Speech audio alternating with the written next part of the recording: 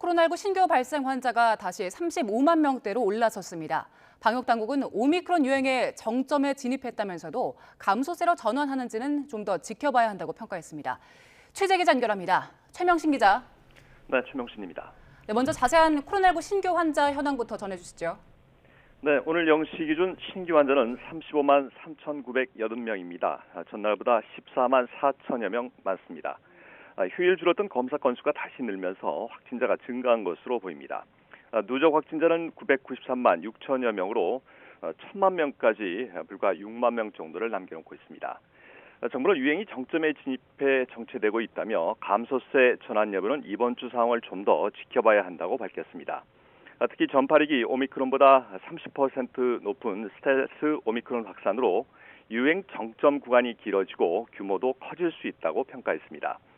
국민 20%가 감염되면 해외처럼 확산세가 꺾일지에 대해선 예방접종을 통한 면역 확보나 방역 대응 등 복합적인 요소가 영향을 주는 만큼 예측이 쉽지 않다고 진단했습니다.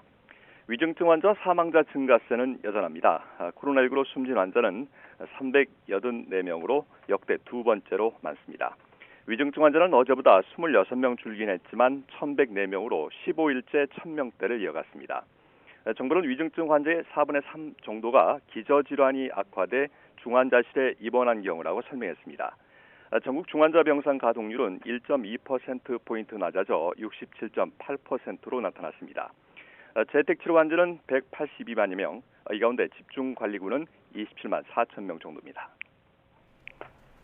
네, 이런 상황에서 정부가 먹는 치료제 추가 도입을 서두르고 있죠?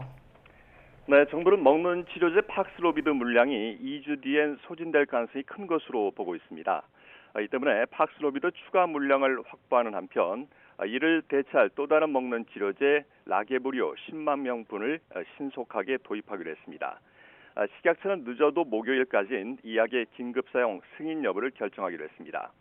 정부는 먹는 치료제를 고령층에 집중 투입해 요양병원과 요양시설 내 확진자 치료가 지연되는 일이 없도록 하겠다고 밝혔습니다.